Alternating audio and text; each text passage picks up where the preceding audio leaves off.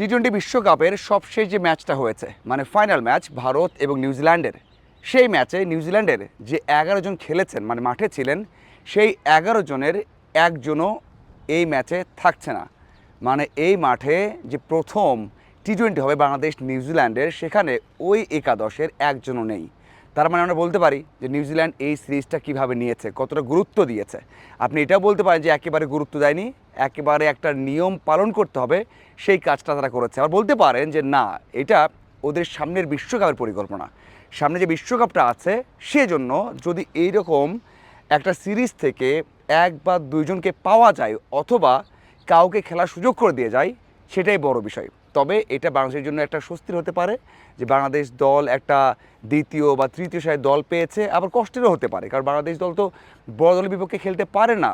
যদি ওই একাদশটা আসতো বা একটা শক্তিশালী দল আসতো নিউজিল্যান্ডের, তাহলে বাংলাদেশের ওই শক্তির সামর্থ্যটা বোঝা যেত। কারণ বাংলাদেশ তো একটা পূর্ণ শক্তির দলই খেলছে, মানে পেস ডিপার্টমেন্ট ছাড়া। আপনি এটা মজা করে বলতে পারেন যে বাংলাদেশেরও তো সবশেষ বিশ্বকাপে কেউ নেই, কারণ বাংলাদেশ তো বিশ্বকাপই খেলেনি, বাংলাদেশ তো বিশ্বকাপে অংশই নেয়নি। তার মানে সেই বিশ্বকাপ খেলার অভিজ্ঞতা হয়নি। যে দল খেলছে এটাও নতুন দল। এবং পেস ডিপার্টমেন্টে বাংলাদেশের অনেকেই থাকছে না। বাংলাদেশের অনেকে মানে হচ্ছে রানা, তাসকিন, মুস্তাফিজ, এই তিনজনই বাংলাদেশের ফেস। আপনি খেয়াল করে দেখেন যে যারা ব্যাট করছে বা থাকবেন এখানে, লিটন হোক, হৃদয় হোক, অথবা নাসুম হোক, মাহিদি হোক, তারা কিন্তু বাংলাদেশের তারকা।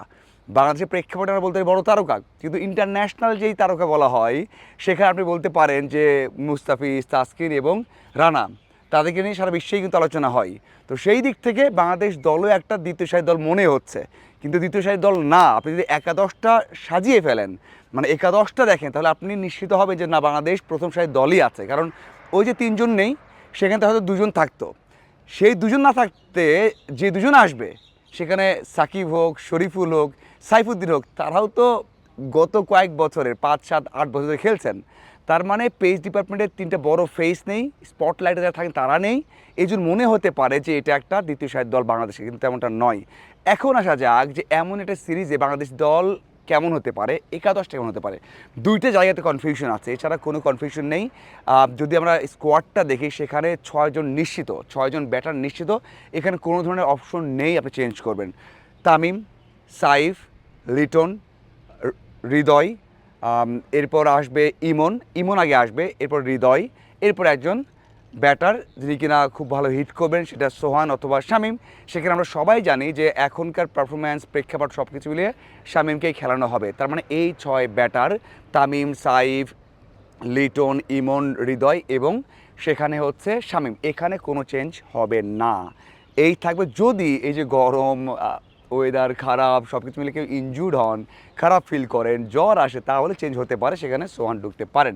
এই হচ্ছে ব্যাটিং লাইন আপটা গেল। বোলিং লাইন আপে 3টে জায়গায় একেবারে ফিক্সড, যেখানে রিশাদ খেলবেন নিশ্চিত, মানে 110% তার ব্যাটিং, তার বোলিং এবং পারফরমেন্সে রিশাদ খেলছেন। আর একজন স্পিনার কে, নাসুম, নাকি সেখানে আপনি খেলাবেন মাহিদিকে?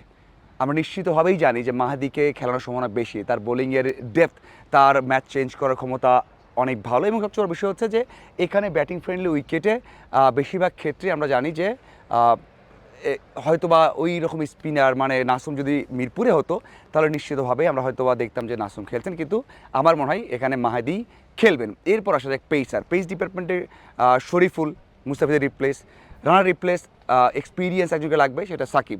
থাকে একটা প্লেস, সেই একটা প্লেস হচ্ছে সেখানে কে, মানে সাকলাইন, সেখানে সাইফুদ্দিন, নাকি সেখানে রিপন মণ্ডল। এই একটা জায়গাতে আমার মনে হয় যে একটা চিন্তার জায়গা আছে। এখানে বেশ কিছু চিন্তা করে, উইকেট দেখে, কন্ডিশন দেখে হয়তো বা সিদ্ধান্ত নেওয়া হবে। তবে আমি যেটা বিশ্বাস করি যে এখানে প্রথম ম্যাচ চিন্তা করে হয়তো বা এক্সপিরিয়েন্সের দিকে যাওয়া হবে, এবং এক্সপিরিয়েন্সের দিকে যাওয়া হলে সাইফুদ্দিন ভালো একটা অপশন হবে, এবং সেখানে সাইফুদ্দিন যদি থাকে সেখানে ব্যাটিং অপশনটাও থেকে যায়, বোলিং অপশনটাও থেকে যায়। কিন্তু ওই যে 5 জন স্পেশালিস্ট বোলারের কথা চিন্তা করলে হয়তো বা সেখানে পরিবর্তন আসতে পারে, এবং সবশেষ যে উইকেটের অবস্থা সেটা দেখে হয়তো সিদ্ধান্ত নেওয়া হবে। উইকেট যেখানে আছে সেখানে হালকা ঘাস বা দেখা যাচ্ছে, তবে ব্যাটিং ফ্রেন্ডলি উইকেটই হবে। সেখানে সাইফুদ্দিন থাকলে, মাহাদি থাকলে নিশ্চিতভাবেই একটা ব্যাটিং অপশনও বাড়বে। সেই ক্ষেত্রে 3 জন স্পেশালিস্ট বোলার, শুধু বোলার, শরীফুল, সাকিব এবং রিশাদ। এখন বিষয়টা হচ্ছে যে এখানে ওই যে 3 জনের মধ্যে সাকলাইন নাকি সাইফুদ্দিন, নাকি সেখানে দেখা যাবে রিপন মণ্ডলকে, কার অভিষেক হবে নাকি এক্সপিরিয়েন্স কাউকে নেওয়া হবে। হ্যাঁ, সুযোগ দেওয়ার কথা বলা হচ্ছে, সুযোগের কথা বলা হচ্ছে ঠিক আছে, কিন্তু প্রথম ম্যাচেই দিতে হবে এমনটা নয়, পরের দুইটা ম্যাচ থাকছে। এখন দেখার অপেক্ষা যে এই দুইটা জায়গাতে নাসুম মাহাদি, আমার মনে হয় এখানে মাহাদি কনফার্ম। একটা জায়গাতে আমি একটু মোটা দাগ দিয়ে বলছি যে ওই একটা জায়গাতে আমার মনে হয় প্রথম ম্যাচে একটা অভিষেক হতে পারে, সেই অভিষেকটা হয়তো বা সাকলাইনকে দেখা যাবে।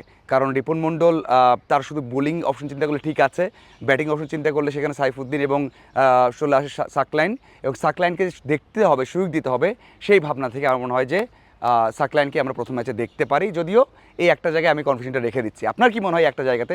অবশ্যই জানাবেন। ধন্যবাদ সবাইকে।